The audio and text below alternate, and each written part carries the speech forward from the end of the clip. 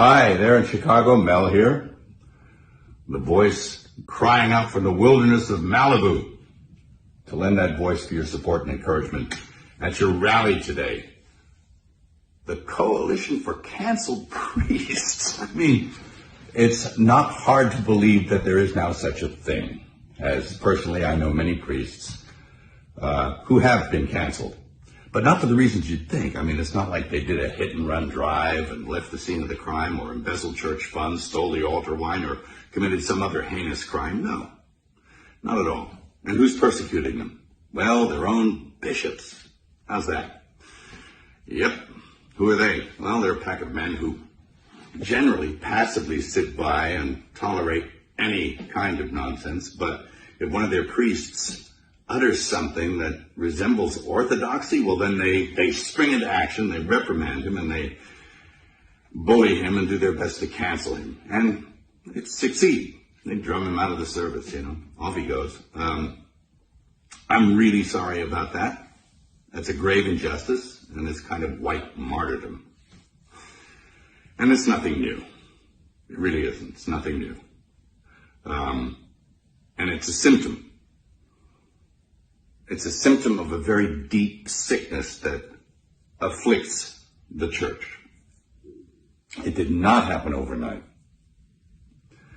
If anyone's familiar with the missives of Archbishop Vigano, he says that the seeds of erosion of the church were sown with the reforms of Vatican II, and I agree with him. He suggests even that we scrap the whole thing and go back and do it the way it was before. And it was a pastoral council, after all. I mean, there was nothing wrong. It didn't need to be fixed. They were doing pretty well. At any rate, and I've had my own run-in with the bishops. I mean, who are they? Well, I remember when I directed The Passion, I went to the USCCB to get support for the film. And those men couldn't get away from me fast enough. And all but a few of them turned their back on me. And it was pretty telling about who they were. A pretty insipid bunch. And it doesn't look like anything's changed. Geez, I remember back in the 70s, old priests, good priests, who were bullied and persecuted by their bishops. There was a rash of it back then also, and it was because they wanted to maintain what it was that they were ordained to do. They didn't want to go along with the new liturgy and the reforms of Vatican II, and so that they were really heavily leaned on. It was never abrogated, the old Mass, never, and it still hasn't been. You can't. It's protected by quo primum. But they were bullied and badgered and put in insane asylums, and it was pretty sad to watch. And this kind of thing is now happening again. So, and how are we supposed to know the good guys from the bad guys? Well, we were given a standard by which to judge them. By their fruits, you'll know them.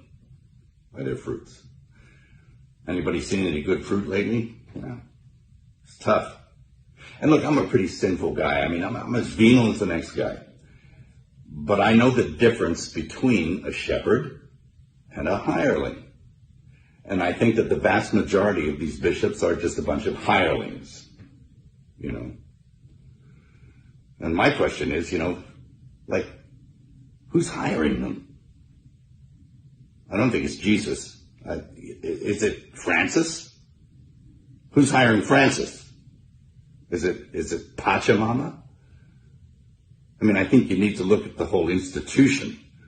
And, I'll quote Archbishop Vigano again in saying that he believes that there was a parallel counterfeit church set up to eclipse the real one. He's suggesting usurpation or an inside job. It seems that way. Anyway, of course we know the gates of hell will not prevail against it. The victory is God's, not ours. And it will flourish if we keep it in our hearts. It can flourish in our hearts and keep the faith. And that's what's going to happen. That's what I encourage you to do. Again, I'm sorry for your pain, the injustice. I'll definitely throw something in that.